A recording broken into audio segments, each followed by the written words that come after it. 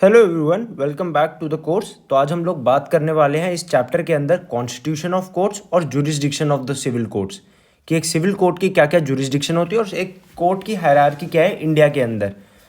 थोड़ा सा हिस्ट्री से शुरू कर देते हैं कि इंडिया के अंदर कोर्ट्स कब इस्टेब्लिश हुई थी, कोर्ट्स का या कोर्ट ऑफ लॉ का कॉन्सेप्ट इंडिया के अंदर कब आया था। ईस्ट इंडिया कंपनी इंडिया के अंदर आई थी रूल करने के लिए। ईस्ट इंडिया कंपनी आई, ट्रेड के नाम पे इंडिया के ऊपर रूल करने लगी। फिर उसके बाद 1857 का रिवोल्ट हुआ। 1857 के रिवोल्ट के बाद ईस्ट इंडिया कंपनी से इंडिया की बागडोर हाथ से लेकर और किसको दे दी थी, हर मैजेस्टी विक्टोरिया को। और उसके बाद ब्रिटिश के अंदर दो ऑर्डिनेंस या फिर एक्ट पास हुए थे जिनका नाम था हाई कोर्ट एक्ट और इंडियन काउंसिल एक्ट। तो that was the first time जब इंडिया के अंदर कोर्ट सिस्टम को इंट्रोड्यूस करा गया था। ठीक है, तो इसके बाद क्या हुआ, धीरे धीरे अमेंडमेंट्स आई, रिफॉर्म्स आए इसके अंदर और एक हायरार्की फॉर्म हुई इंडिया के अंदर जो आज भी चल रही है। वो हायरार्की क्या है इंडिया की, जो कॉन्स्टिट्यूशन है कोर्ट का, वो क्या होगा, सबसे ऊपर आता है supreme court, one in India.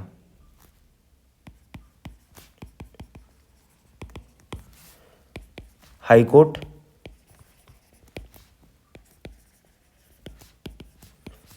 usually one in every state. However, Punjab, Haryana and Haryana have common high court.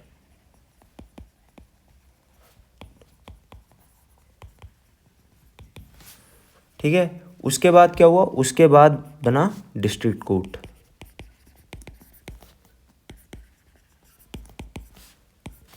Every district of state has one district court. ठीक है, उसके बाद क्या बना, उसके बाद बना सिविल कोर्ट,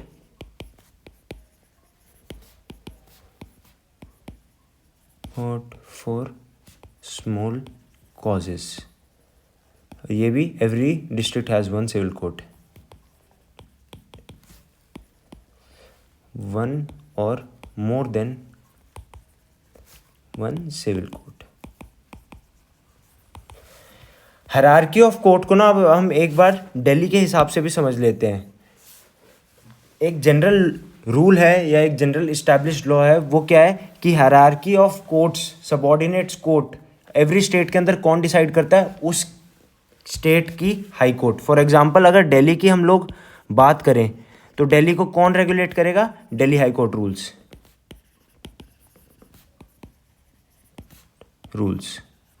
ठीक है, इसकी देख लेते हैं। अब दिल्ली हाई कोर्ट रूल्स के हिसाब से क्या है हमारे hierarchy, supreme court, Delhi high court,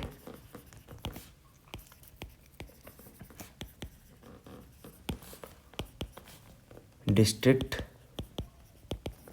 oblique session court. ठीक है, उसके बाद सीनियर सिविल जज या फिर सिविल जज।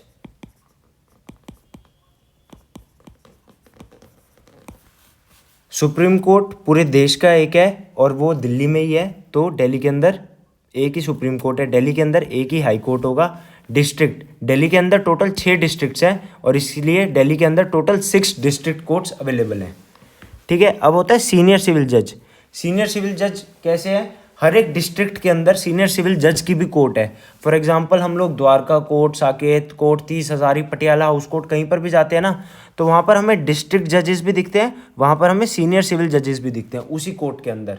क्योंकि जो छोटे मैटर्स होते हैं या फिर जो कम ग्रीवियंस के होते हैं इन सिविल नेचर, वो सीनियर सिविल जज या फिर सिविल जज डील करते हैं। एक बार एक बार हम इस चीज़ को और अच्छे से डिस्कस कर लेते हैं कि सीनियर सिविल जजेस की या फिर डिस्ट्रिक्ट कोर्ट की इंपॉर्टेंस क्यों है।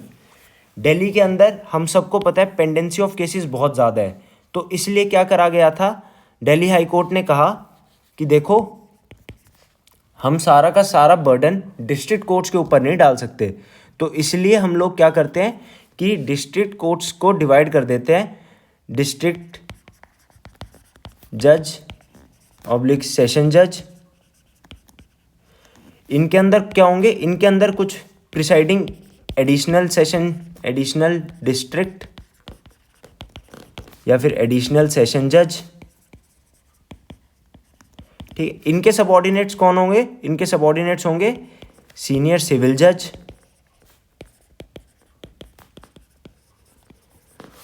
और सीनियर सिविल जज के सबऑर्डिनेट्स कौन होंगे, एडिशनल सीनियर सिविल जज या फिर सिविल जज। ये इनके सबऑर्डिनेट्स होंगे। इससे क्या होगा, एक प्रॉपर मैकेनिज्म बन गया कि आपका केस किस कैटेगरी का है, तो आप उसी जज के पास फाइल कर देंगे। और अच्छे से एग्जांपल से समझा देता हूँ। सपोज करते हैं, अभी मैं ज्यूरिसडिक्शन पे आऊँगा, बट एक एग्जांपल के तौर पे अभी समझा देता हूँ। सपोज करते हैं 1,00,000 रुपए का केस था, 1,00,000 रुपीज़ की रिकवरी करनी थी किसी को, ए को बी से।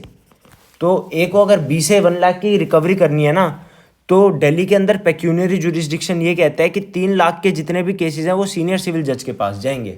ये मैं अभी आगे अच्छे से समझाऊंगा, बट अभी एग्जांपल के तौर पे आप समझ लीजिए बस कि 3,00,000 रुपए तक के केसेस सीनियर सिविल जज के पास जाएंगे। तो अब हमारा 1,00,000 का था, तो हम लोगों को सीनियर सिविल जज के पास अप्रोच करते हैं, तो हम अपना केस फाइल करेंगे सीनियर सिविल जज के पास। तो जब सीनियर सिविल जज के पास हमारा केस पहुंचेगा ना, तो सीनियर सिविल जज ये देखेगा कि मेरे सबऑर्डिनेट्स के अंदर से किसके पास अभी केसेस की अवेलेबिलिटी कम है और कौन इस केस को टेकअप कर सकता है। तो उनमें से सीनियर सिविल जज उनमें से किसी एक जज को ये केस अलॉट कर देगा। इस तरीके से हमारा केस इनमें से किसी एक जज के पास चला जाएगा। अगर सीनियर सिविल जज को ये लगेगा कि नहीं, ये ऑलरेडी ओवरबर्डनड है और मेरे पास ये केस की जगह है, तो ये सीनियर सिविल जज इस केस को अपने पास भी रख सकता है। ठीक है, this is how distribution of case is done in the district courts among the same goes over here as well, कि डिस्ट्रिक्ट एंड सेशन जज में से वो अपने सबऑर्डिनेट्स को कब दे देगा। आई होप आपको यहाँ तक थोड़ा बहुत समझ आया होगा। ये थोड़ा सा कॉम्प्लेक्स है, हम आगे इसको डिटेल में जब हम ज्यूरिसडिक्शन की बात करेंगे तब हमें इसको और अच्छे से समझ पाएंगे। ठीक है, तो यहाँ तक तो अब हमारा काम हो गया था। एक बार हरियाणा का और बात कर लेते हैं कि हरियाणा में कैसा होता है। हरियाणा के अंदर क्या होता है, हरियाणा के अंदर supreme court, Chandigarh, as per Chandigarh high court rules, supreme court, Chandigarh high court या फिर पंजाब हरियाणा हाई कोर्ट भी बोलते हैं उसको। ठीक है, उसके बाद कोर्ट ऑफ सेशन और उसके बाद सिविल जज। Yes, absolutely you are right, civil जज। ठीक है, इसके अंदर भी ऐसे ही होता है। बट मैं फिर से कह रहा हूं कि ज्यूरिसडिक्शन की बात मैं आगे समझाऊंगा, बट अभी इतना समझो, हरियाणा के अंदर पेक्यूनियरी ज्यूरिसडिक्शन नाम की कोई चीज़ ही नहीं है। अब यहाँ पे जैसे मैंने कहा था ना, 1,00,000 रुपए का सपोज करो अगर हमारा अमाउंट है, तो ऊपर तो हम लोग कहाँ जा रहे थे, ऊपर हम लोग जा रहे थे कहाँ पर, ऊपर हम लोग फाइल कर रहे थे केस को सीनियर सिविल जज के पास, और वो केस की अवेलेबिलिटी देख के या तो उसको अपने पास रख लेता या फिर अपने सबऑर्डिनेट एडिशनल सीनियर सिविल जज या सिविल जज को पास ऑन कर देता कि तुम इस केस को सुनो। अब यहाँ पर भी हम सपोज करते हैं 1,00,000 का केस है, 1,00,000 का केस हमने फाइल करा, तो वो कहाँ जाएगा, वो सिविल जज के पास जाएगा। सिविल जज के यहाँ पे सबऑर्डिनेट्स होंगे, वो इसको दे देंगे। यहाँ पर मान लेते हैं, अब हम मानने केस फाइल करा 5 CR का, 5 करोड़ का, वो कहाँ जाएगा, वो भी सिविल जज के पास जाएगा। अगर हम 10 करोड़ का केस फाइल करते हैं, वो कहाँ जाएगा, वो भी सिविल जज के पास जाएगा। इन शॉर्ट, हरियाणा के अंदर पेक्यूनियरी ज्यूरिसडिक्शन का कोई कॉन्सेप्ट नहीं है। अगर if there is any case which is relatable to monetary relief, अगर कोई भी मॉनिटरी रिलीफ से रिलेटेड केस है, तो वो कहाँ फाइल होएगा, वो हमेशा सिविल जज के पास फाइल होएगा। और सिविल जज ये देखेगा कि मैं इसको या तो अपने पास रखता हूँ या फिर अपने सबऑर्डिनेट्स को दे देता हूँ। ठीक है, आई होप ये कंसेप्ट आपको समझ आ गया होगा। अब हम लोग बात कर लेते हैं, हमने हायरार्की की बात कर ली कोर्ट्स की, अब हम लोग बात कर लेते हैं ज्यूरिसडिक्शन की, कि एक ज्यूरिसडिक्शन का मतलब होता क्या है। ज्यूरिसडिक्शन का मतलब है कि किस कोर्ट के पास ये पावर है उस केस को सुनने की, power to hear any case is called jurisdiction. मतलब कोर्ट ये देखेगी कि अगर कोई केस मेरे पास आ रहा है तो क्या मैं उसको सुनने के लिए एज पर लॉ इंटाइटल्ड हूं या नहीं, तो वो ज्यूरिसडिक्शन के अंदर आता है। ज्यूरिसडिक्शन कहाँ डिफाइंड है? ज्यूरिसडिक्शन डिफाइंड है section 16 to section 20 of CPC, और सेक्शन 9 है एक, वो ये कहता है, सेक्शन 9 इंपॉर्टेंट सेक्शन नहीं है, छोटा सा ये पढ़ लो। एनी ऑफेंस, ये अभी 16 टू 20 हम अच्छे से पढ़ेंगे। एनी ऑफेंस 9 क्या बोलता है? Any offence which is civil in nature shall be adjudicated by civil court।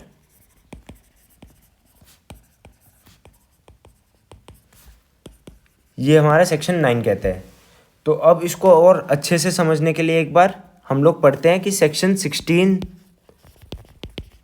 से जो सेक्शन 20 है ये बोलता क्या है। हम जब भी कोई केस फाइल करते हैं ना, तो कोर्ट सबसे पहले ज्यूरिसडिक्शन का इशू देखती है कि क्या मेरे पास इसकी ज्यूरिसडिक्शन है या नहीं। तो ज्यूरिसडिक्शन एक केस की कोर्ट 3 पॉइंट्स पे कंसीडर करती है। तो वो 3 पॉइंट्स क्या हैं? 3 points considered by court to see jurisdiction.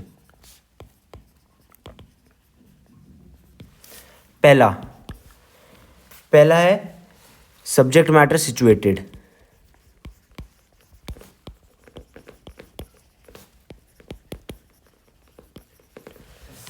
जो सब्जेक्ट मैटर है, सपोज करते हैं कोई प्रॉपर्टी का डिस्प्यूट था, जहां पर वो प्रॉपर्टी सिचुएटेड होगी ना, अगर मान लो ये एक प्रॉपर्टी है, ये प्रॉपर्टी सिचुएटेड है रोहिणी दिल्ली के अंदर, ठीक है, और मैं केस लेके चला जाता हूं पटियाला हाउस कोर्ट या 30 हजारी, तो कोर्ट उसको सुनने से मना कर देगी। वो कहेगी प्रॉपर्टी रोहिणी की है तो आप रोहिणी के अंदर जाओ, ठीक है। तो अगर एक पॉइंट अभी ये कह रहे हैं, आगे चलते हैं, आगे हमें धीरे धीरे समझ आ जाएगा। सेकंड है वेयर द डिफेंडेंट रिजाइड्स।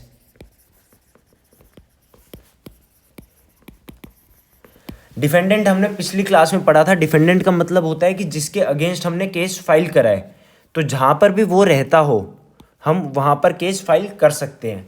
अब सपोज करते हैं डिफेंडेंट रहता है जनकपुरी में, जनकपुरी दिल्ली में पड़ता है, तो जनकपुरी की ज्यूरिसडिक्शन की जो भी कोर्ट होगी वहां पर आप केस फाइल कर सकते हो, ठीक है। Third, pecuniary jurisdiction.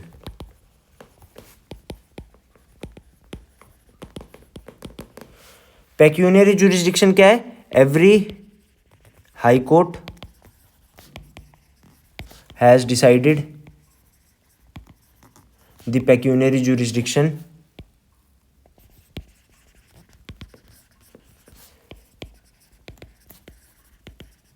of their state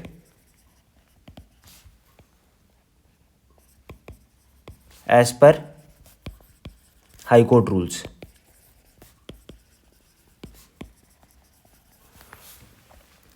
ठीक है, ये समझ में आ गया। तो अभी दिल्ली का एग्जांपल लेते हैं। दिल्ली हाई कोर्ट ने क्या समझा रखा है? दिल्ली हाई कोर्ट रूल्स क्या कहता है? दिल्ली हाई कोर्ट रूल्स ये कहता है, पहला 0 से लेकर 3 लाख तक ये कहाँ सुने जाएंगे? ये सुनेगी सीनियर सिविल जज, सीनियर सिविल जज के पास जाएंगे ये केसेस। सेकंड, 3 लाख से 2 करोड़ तक, सात जीरो ही है ना, 1 2 3 4 5 6, हाँ ठीक है 7 ही है, हाँ। तो 3 लाख से 2 करोड़ तक कहाँ जाएंगे? 3 लाख से 2 करोड़ तक जाएंगे डिस्ट्रिक्ट ऑब्लिक सेशन जज के पास। और थर्ड, 2 CR और अबव कहाँ जाएंगे?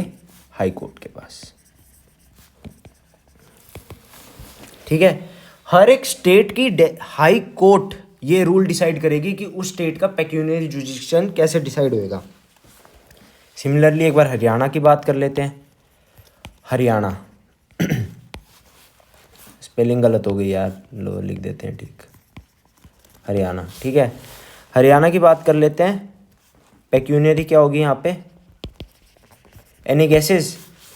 कोई गेस कर सकता है हरियाणा की पेक्यूनियरी जुरिडिक्शन क्या होगी? एक रैंडम गेस मान लो कि भाई हरियाणा में गुड़गांव यार इतना बड़ा डेवलप्ड एरिया है तो वहाँ तो करोड़ों के केस होंगे, तो वहाँ पे कैसे होगा? तो अभी सिंपल सा तरीका बता देता हूँ। हरियाणा के अंदर no concept of pecuniary jurisdiction,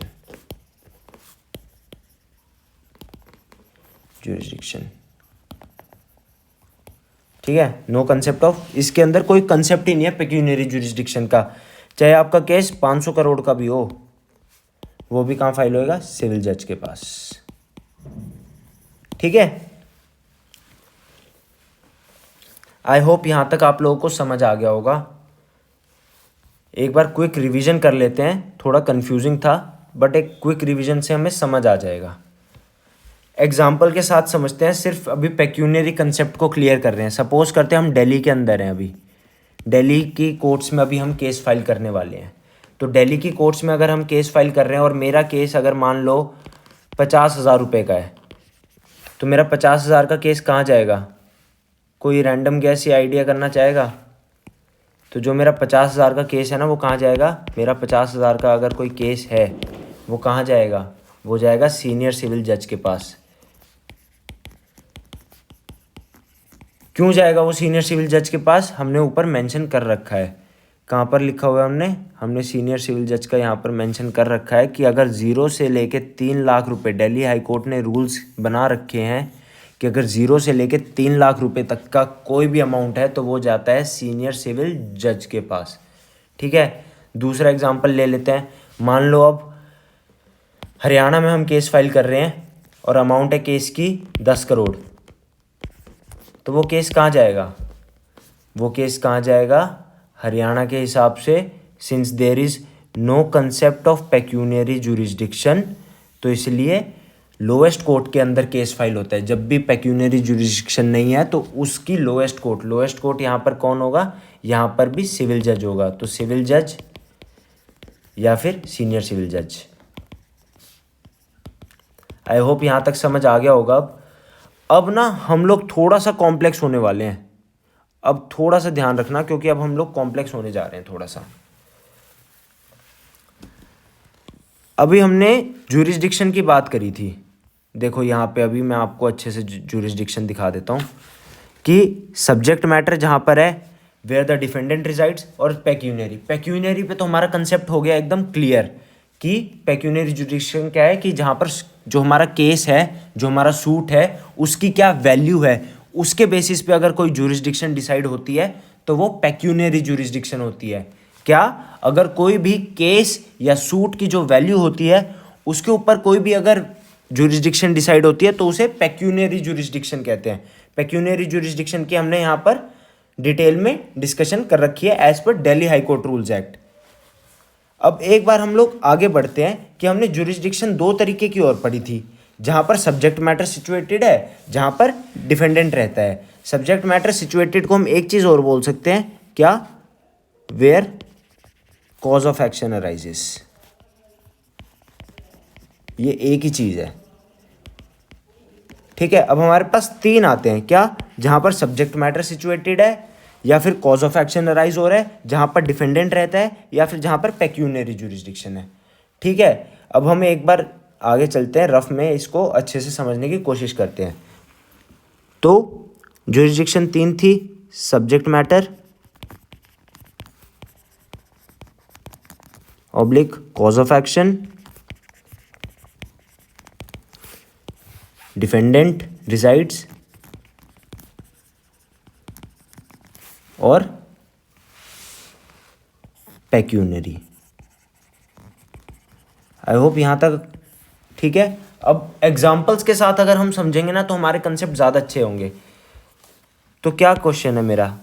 example number 1, ए है और एक बी है, ठीक है। इनके बीच में कोई रिकवरी का केस फाइल हुआ है, ए ने बी के अगेंस्ट रिकवरी फाइल करी है, कितने की, पहली सिचुएशन है। और अभी हम ये एज्यूम कर रहे हैं ये कहाँ चल रहा है, ये चल रहा है दिल्ली के अंदर, दिल्ली के अंदर केस है ये भी दिल्ली में रहता है, ये भी दिल्ली में रहता है, ठीक है। पहला सेम सिटी का, सेम सिटी ऑब्लिक स्टेट, ठीक है। तो अमाउंट हम मान लेते हैं अभी क्या होगी, अमाउंट ले लेते हैं हम लोग 10 लाख रुपए, 5 जीरो है ना, 1 2 3, हाँ ठीक है 5 हो गए, 10 लाख रुपए हो गए, ठीक है।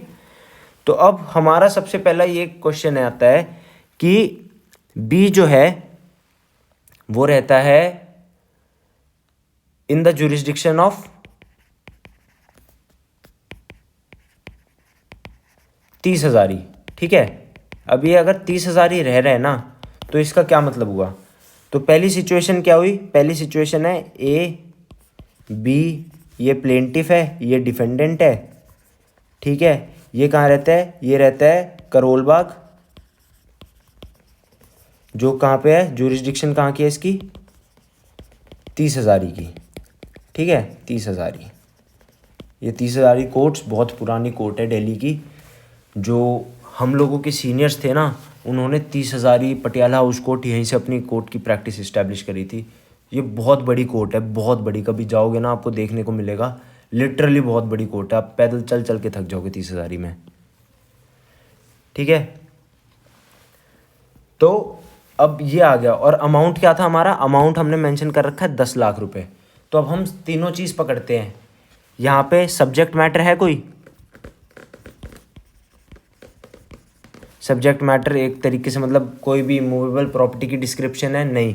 कॉज ऑफ एक्शन अराइज हो रहा है, कॉज ऑफ एक्शन अराइज हो रहा है, कहाँ पे हो रहा है कॉज ऑफ एक्शन अराइज, जहाँ पर ए ने बी को पैसे दिए होंगे, वहीं तो कॉज ऑफ एक्शन अराइज हो रहा होगा। हम ये भी एजम्पशन मैं आपको इस सिचुएशन में दे रहा हूँ कि ए बी को उसके घर पे पैसे दे के आया था, मतलब करोल बाग उसको पैसे दे के आया था, ठीक है। तो subject matter oblique cause of action कहाँ पर आया, करोल बाग, मतलब 30,000 ही। और उसके बाद डिफेंडेंट कहाँ रहता है, सेकंड यही थी ना, second type of jurisdiction, defendant कहाँ रहता है, करोल बाग, ठीक है, जिसकी ज्यूरिसडिक्शन क्या आई, 30,000 ही। अमाउंट क्या थी, पेक्यूनरी भी तो देखना है हमें, पेक्यूनरी ज्यूरिसडिक्शन 3 तरीके की ज्यूरिसडिक्शन देखी थी हमने, cause of action, defendant reside या पेक्यूनरी। तो अमाउंट जो है वो हमारी पेक्यूनरी आ जाएगी, अमाउंट क्या है 10 लाख। अब करोल बाग मतलब दिल्ली, दिल्ली मतलब दिल्ली हाई कोर्ट्स, हमें ऐसे कनेक्ट करते रहना बैठे बैठे, दिल्ली मतलब Delhi high court, Delhi high court rule में क्या कह रखा है, दिल्ली हाई कोर्ट रूल में क्या रखा है, 0 से 3 लाख रुपए सिविल जज, 3 से 10 लाख रुपए डिस्ट्रिक्ट जज, 3 से 2 करोड़ तक, 3 लाख से 2 करोड़ तक डिस्ट्रिक्ट जज, 2 करोड़ से अबव हाई कोर्ट। तो हमारा क्या है 10 लाख, 10 लाख मतलब ये तो आ गया सेकंड कैटेगरी, मतलब ये कहाँ जाएगा, ये फाइल होएगा डिस्ट्रिक्ट जज में, तो ये कहाँ चला जाएगा, डिस्ट्रिक्ट जज के पास। तो हमारा पेक्यूनरी तो क्लियर हो गया। अब हम ये सोच रहे हैं कि कौन सा उठाएं, देखो यहाँ पे दोनों जगह 30,000 ही है, तो इससे हम लोग क्या बना सकते हैं अपनी ज्यूरिसडिक्शन, हम अपनी ज्यूरिसडिक्शन कहाँ की बनाएंगे, 10 लाख है, 10 लाख का मतलब क्या हुआ था, डिस्ट्रिक्ट एंड सेशन जज, तो मतलब डिस्ट्रिक्ट एंड सेशन जज में फाइल होएगा, कहाँ के डिस्ट्रिक्ट एंड सेशन जज में, क्योंकि दिल्ली में तो 6 डिस्ट्रिक्ट्स हैं, मतलब 6 अलग अलग तरीके के डिस्ट्रिक्ट्स हैं, वहाँ पे 6 अलग अलग डिस्ट्रिक्ट एंड सेशन जज होंगे। तो कहाँ फाइल होगा ये फाइल होगा कहाँ पे, क्योंकि सब्जेक्ट मैटर और डिफेंडेंट 30,000 में रहते हैं, तो डिस्ट्रिक्ट एंड सेशन जज 30,000 ही। एक एग्जाम्पल और लेते हैं, थोड़ा मुश्किल है बट एग्जाम्पल से समझेंगे ना तो फटाफट समझ आ जाएगा, ठीक है। पैसों का ही लेन देन कर लेते हैं। ए ने प्रॉपर्टी थी एक, ये प्रॉपर्टी है एक्स, ये बी को बेची 1 करोड़ की, ठीक है। अभी दिल्ली का ही एग्जांपल लूँगा ताकि हमारा दिल्ली का सबसे मुश्किल होता है, अगर दिल्ली का समझ आ गया तो और जगह की ज्यूरिसडिक्शन बनाना बहुत आसान है, ठीक है। सॉरी, 1 करोड़ की प्रॉपर्टी थी जनकपुरी में, सपोज कर लेते हैं जनकपुरी मतलब west district of Delhi, south west, हाँ west district of Delhi. B रहता है रोहिणी में, north district of Delhi, north of Delhi. ठीक है, ये थी ये। अब ए को बी के अगेंस्ट केस फाइल कर रहे हैं क्योंकि भाई इसने प्रॉपर्टी नहीं बेची और 1 करोड़ भी रख के बैठ गया, तो अब इसको इसके 1 करोड़ रुपए वापस चाहिए। ज्यूरिसडिक्शन की 3 कैटेगरी, कॉज ऑफ एक्शन, ठीक है, सेकंड क्या था, डिफेंडेंट रिसाइड्स, और पेक्यूनरी। ये 3 कैटेगरी हमें फुलफिल करनी है ज्यूरिसडिक्शन देखने के लिए कि कहाँ की ज्यूरिसडिक्शन है, कौन सी कोर्ट हमारा केस सुनेगी। तो पहले आता है कॉज ऑफ एक्शन। तो कॉज ऑफ एक्शन के अंदर फिर से देख लो, कॉज ऑफ एक्शन क्या हुआ, कॉज ऑफ एक्शन क्या है, जब ये प्रॉपर्टी नहीं बिकी तो कॉज ऑफ एक्शन अराइज हो गया कि भाई तूने मेरे को प्रॉपर्टी बेचनी थी, तूने प्रॉपर्टी ही नहीं बेची। तो प्रॉपर्टी कहाँ की थी, जनकपुरी की, जो था वेस्ट में। ठीक है, डिफेंडेंट कहाँ रहता है, डिफेंडेंट रहता है रोहिणी, जो था नॉर्थ में। अमाउंट कितना था, 1 करोड़। 1 करोड़ किसके पास जाएगा, हमने पढ़ा था ना, 1 करोड़ जाएगा डिस्ट्रिक्ट कोर्ट के पास, डिस्ट्रिक्ट जज, डिस्ट्रिक्ट एंड सेशन जज। तो अब ज्यूरिसडिक्शन क्या बनेगी इसकी, अब इसकी ज्यूरिसडिक्शन, ये तो पक्की बात है 1 करोड़ का केस है तो मतलब डिस्ट्रिक्ट जज के पास तो जाएगा ही जाएगा ये। अगर ये डिस्ट्रिक्ट जज के पास जा रहा है तो हमें ये तो पता लग गया कि किस कैटेगरी किस क्लास का जज इस केस को सुनेगा, वो होगा डिस्ट्रिक्ट जज। अब हमें ये देखना है कौन से डिस्ट्रिक्ट का सुनेगा, क्योंकि यहाँ तो 2 अलग अलग डिस्ट्रिक्ट हैं। तो ये आपकी डिस्क्रिशनरी पावर है कि आप इसको वेस्ट में भी फाइल कर सकते हो या फिर इसको नॉर्थ में भी फाइल कर सकते हो। एक छोटी सी मेरे से मिस्टेक हो गई, क्या कि जनकपुरी वेस्ट में नहीं आता, जनकपुरी साउथ वेस्ट में आता है। ठीक है, तो ऐसे ही यहाँ पर भी साउथ वेस्ट कर लो। तो मर्जी है आपकी, या तो आप साउथ वेस्ट में फाइल कर दो इसको या फिर आप नॉर्थ में फाइल कर दो, आपकी मर्जी है, जहाँ पे आपको अच्छा लगे वहाँ फाइल करो। ये आपकी डिस्क्रिशनरी पावर आ गई। तो एक बार हम और दोबारा रिवाइज करते हैं। चलो भाई, ये एग्जाम्पल आपके लिए मैं सॉल्व नहीं करूँगा, आप करना और आप देखना फिर, क्योंकि मैं इसका आंसर लिखूँगा। वीडियो को पॉज कर देना, आप पहले खुद आंसर लिखना, उसके बाद आप मेरा आंसर देखना। ए ने बी को प्रॉपर्टी बेची, ठीक है, प्रॉपर्टी का नाम एक्स था बी, और बी ने ए को 4 करोड़ रुपए दे दिए। अब आप बताओगे मुझे, ठीक है, ए ने बी को प्रॉपर्टी बेची, बी ने ए को 4 करोड़ रुपए दे दिए, बट ये प्रॉपर्टी डिफेक्टिव टाइटल के साथ थी, मतलब ये प्रॉपर्टी ए की थी ही नहीं, ए ने झूठ बोल दिया। तो अब हमें केस फाइल करना है सिविल सूट रिकवरी का, बी को अपने 4 करोड़ रुपए वापस चाहिए। वीडियो पॉज कर दो, 2 मिनट दिमाग लगाओ, उसके बाद सोल्यूशन देखना, अच्छा लगेगा।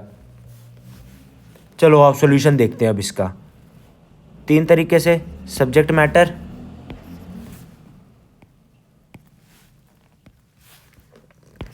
सब्जेक्ट मैटर, प्रॉपर्टी थी साउथ दिल्ली में, महंगी प्रॉपर्टी है ना तो साउथ दिल्ली रख लेते हैं, साउथ दिल्ली की महंगी होती हैं। ठीक है, अब इसमें बी जो है वो प्लेंटिफ है, ठीक है, ए जो है वो डिफेंडेंट है। अब करके देखते हैं दोबारा सॉल्व। तो बी प्लेंटिफ है, बी कर रहा है ए के against case file. Subject matter, property south Delhi, ठीक है। उसके बाद डिफेंडेंट रिजाइड्स, 3 तरीके की हमने पढ़ी थी ना ज्यूरिसडिक्शंस। डिफेंडेंट रिजाइड्स ए कहाँ रहता है, ए को कोई भी जगह का नाम दे देते हैं, हम दे देते हैं द्वारका का नाम दे दो, द्वारका रहता है, और क्या हो गया, द्वारका ही दिमाग में है मेरे। ए रहता है द्वारका में। फिर आते हैं पेक्यूनरी, पेक्यूनरी कितनी है इसमें, 4 करोड़। तो अब बताओ ज्यूरिसडिक्शन क्या बनेगी, सोचो फटाफट, 10 सेकंड में सोचना है, जल्दी जल्दी सोचो क्या हो सकती है। 4 करोड़, 4 करोड़, 4 करोड़, 4 करोड़। हमेशा नीचे से ऊपर चलो ज्यूरिसडिक्शन में। सबसे पहले पेक्यूनरी का ध्यान रखो, 4 करोड़, 4 करोड़ मतलब कहाँ जाएगा, ये तो हाई कोर्ट जाएगा। अब हमारे पास साउथ दिल्ली भी आ गया, द्वारका भी आ गया। अब कहाँ केस फाइल होएगा, कहाँ केस फाइल होगा, कहाँ केस फाइल होगा? अरे दिल्ली में तो भाई एक ही हाई कोर्ट है, तो high court of Delhi.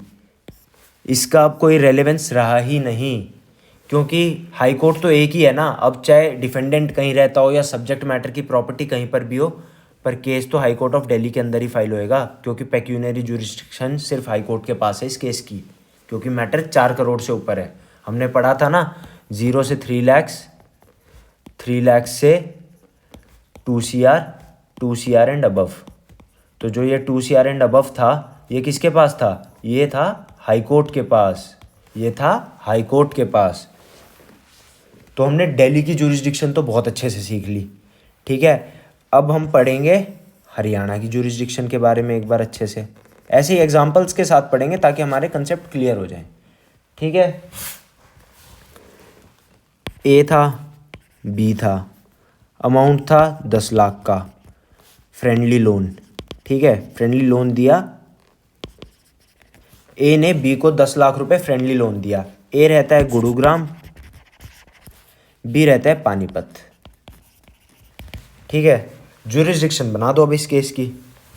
A plaintiff बन गया इस केस के अंदर, बी डिफेंडेंट हो गया, ठीक है। जुरिस्डिक्शन के लिए हमने क्या करा था? Subject matter. यहाँ पे सब्जेक्ट मैटर क्या है? सब्जेक्ट मैटर या फिर कॉज ऑफ एक्शन, जो भी बोल लो, वो क्या है? वो है 10 लाख रुपीज़। यहाँ तो कोई इमूवेबल प्रॉपर्टी है नहीं कि उसकी सिचुएशन या उसकी प्लेस देखें। डिफेंडेंट रिजाइड्स, हम डिफेंडेंट रिजाइड्स भी तो देखते हैं ना जुरिस्डिक्शन में। डिफेंडेंट रिजाइड्स वो कहाँ पे है? डिफेंडेंट रहता है पानीपत में। पेक्यूनरी अमाउंट कितनी थी? 10 लाख। पर यार हमने तो अभी ऊपर पढ़ा था, हरियाणा के अंदर तो पेक्यूनरी का कंसेप्ट ही नहीं है, कंसेप्ट ही नहीं है पेक्यूनरी का। तो अब हमारे पास यहाँ से जुरिस्डिक्शन क्या बनेगी? और जब पेक्यूनरी कंसेप्ट नहीं है तो केस कहाँ फाइल होएगा, ये भी सोचो। तो ये तो पक्का हो गया, जुरिस्डिक्शन किस कोर्ट की बनेगी? पानीपत के कोर्ट की। अब कौन सा जज सुनेगा इस जुरिस्डिक्शन को, ये बताओ। सोचो सोचो सोचो सोचो सोचो, गांठ बांध लो, कान खोल के ये बात ध्यान रखनी है हम लोगों को कि जो भी सबसे लोएस्ट कोर्ट होगी ना, जो उस केस को सुनने के कैपेबल है, हमेशा उस कोर्ट के अंदर केस फाइल होएगा। तो इसका मतलब सबसे लोएस्ट मोड कोर्ट कौन सी हमने पढ़ी थी अभी? सिविल जज की। सिविल जज की पढ़ी थी ना, तो इसलिए यहाँ पर सिविल जज आ जाएगा, क्योंकि जब पेक्यूनरी है ही नहीं तो सबसे छोटा कौन है? सिविल जज है। तो सिविल जज of Panipat will listen this case. अब आगे चलते हैं। अब हम अभी ना भाई बस थोड़ा सा समझते जाओ, थोड़ा कॉम्प्लेक्स है, पर जैसे जैसे हम आगे क्लासेस करते जाएंगे, एग्जाम्पल्स करते जाएंगे ना, तो हमें समझ आता चला जाएगा, ठीक है। तो अगला कंसेप्ट हम समझते हैं प्रॉपर्टी को लेके। ए था, ये प्लेंटिफ मान लेते हैं। तुम लोग करना ये केस, सॉरी मतलब ये जो केस एग्जांपल है ये तुम लोग सॉल्व करना और मुझे बता देना। बी था, वो डिफेंडेंट था, ठीक है। प्रॉपर्टी है, एक्स मान लेते हैं। अमाउंट था 3 करोड़ का, ठीक है। और रहते कहाँ पे है? प्रॉपर्टी है गुड़गांव की, ये भी प्लेंटिफ भी है गुड़गांव का, और ये पानीपत। सेम ही एग्जांपल ले लेते हैं, ठीक है। अब बताओ, पॉज करो वीडियो को, पहले अपना खुद से सॉल्व करने की कोशिश करो कि कौन सी कोर्ट ये केस सुनेगी, और फिर जब मैं लिखूंगा तो चेक कर लेना कि क्या आपका और मेरा आंसर सेम है या नहीं, ठीक है। तो अब स्टार्ट करते हैं, आप लोगों ने देख लिया होगा ट्राई करके। तो सबसे पहले हम लोग देखेंगे क्या? Subject matter oblique cause of action, यही देखते हैं। तो सबसे पहले प्रॉपर्टी कहाँ है? सब्जेक्ट मैटर है, ये प्रॉपर्टी कहाँ की है? गुरुग्राम। तो प्रॉपर्टी हो गई गुरुग्राम की हमारी, ठीक है। उसके बाद क्या है? Defendant resides. डिफेंडेंट रिजाइड्स वो कहाँ रहता है? डिफेंडेंट डिफेंडेंट रहता है पानीपत में। उसके बाद पेक्यूनरी, पेक्यूनियरी कितनी है 3 करोड़, पर हरियाणा में तो पेक्यूनियरी का कंसेप्ट ही नहीं है, तो अब कहाँ का होगा ये? जल्दी बताओ जल्दी बताओ। अभी हमने ऊपर वाले एग्जाम्पल में पढ़ा था ना कि भाई केस हमेशा सबसे लोवेस्ट कोर्ट में फाइल होना चाहिए जो कोर्ट केपेबल है उस केस को सुनने के लिए। सिविल जज है, ये तो पक्की बात हो गई। अब सिविल जज कहाँ का होगा? पानीपत का होगा, गुड़गांव का होगा? जल्दी जल्दी जल्दी, कहीं का भी हो सकता है।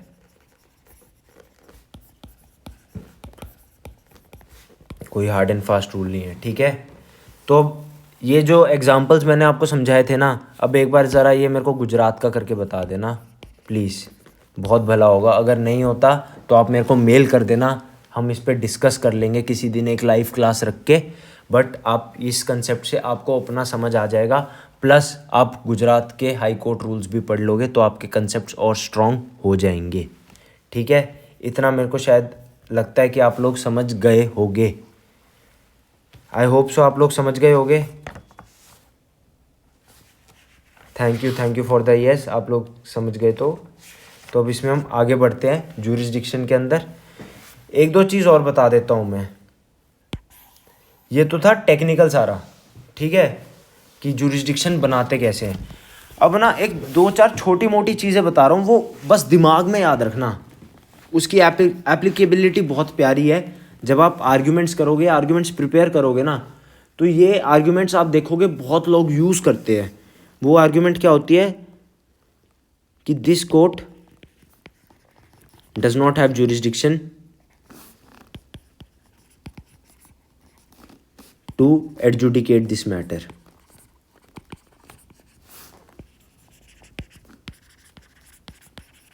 ठीक है, अब क्या मतलब हुआ इसका? सॉरी। तो इसका मतलब क्या हुआ? इसका मतलब हुआ कि कोर्ट के पास ज्यूरिसडिक्शन होनी चाहिए उस केस को करने की, तभी वो केस वैलिड है, अदरवाइज नहीं। तो इसका मतलब क्या हुआ? इसका ये मतलब हुआ, यहाँ से हम लोग ये समझ पाए कि any judgment passed without jurisdiction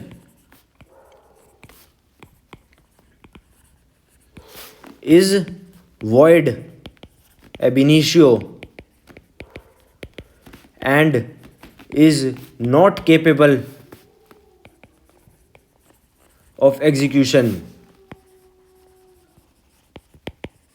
ठीक है, कभी कोई ऐसी सिचुएशन हो जाए जहां पर जज अपनी ज्यूरिसडिक्शन से बाहर निकल के कोई जजमेंट दे देता है ना, तो वो जजमेंट void ab initio होती है। void ab initio का मतलब void since the beginning, पहले अक्षर से लेके आखिरी अक्षर तक वो void है, उसका कोई भी पार्ट एग्जीक्यूट नहीं हो सकता।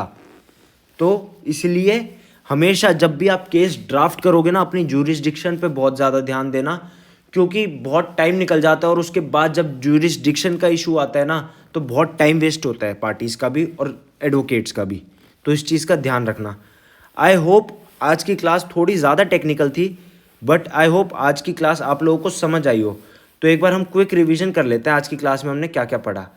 आज की क्लास में हमने पढ़ा hierarchy of courts. Hierarchy of courts क्या होती हैं? Supreme court, high court, session courts, session oblique district, इनके सबऑर्डिनेट्स होते हैं नीचे जिन्हें हम एडिशनल बोल देते हैं, एडिशनल सेशन ऑब्लिक डिस्ट्रिक्ट।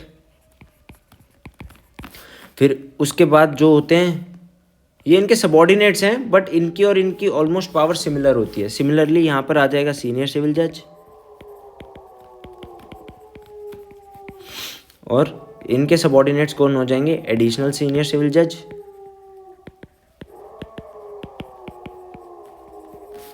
या फिर सिविल जज। ठीक है, फिर हमने क्या पढ़ा था? हमने पढ़ा था ज्यूरिसडिक्शन का इशू। ज्यूरिसडिक्शन कहाँ से कहाँ तक डिफाइंड है? ज्यूरिसडिक्शन डिफाइंड है सेक्शन 16 टू सेक्शन 20 के अंदर। सेक्शन 16 टू सेक्शन 20 के अंदर क्या डिफाइंड है?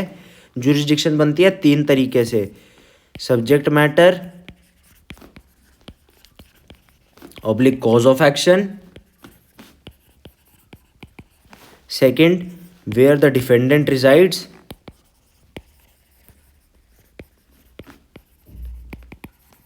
Third pecuniary. ठीक है, अब उसके बाद दिल्ली हाई कोर्ट रूल्स के हिसाब से पेक्यूनियरी क्या है दिल्ली के अंदर, जल्दी ताकि हमारी क्विक रिवीजन हो जाए, फटाफट करेंगे। 0 से 3 लाख सिविल जज, 3 lakh to 2 CR session oblique district, उसके बाद 2 CR and above high court. ठीक है, उसके बाद हमने क्या पढ़ा था, उसके बाद हमने पढ़ा था हरियाणा के अंदर नो कंसेप्ट ऑफ पेक्यूनियरी।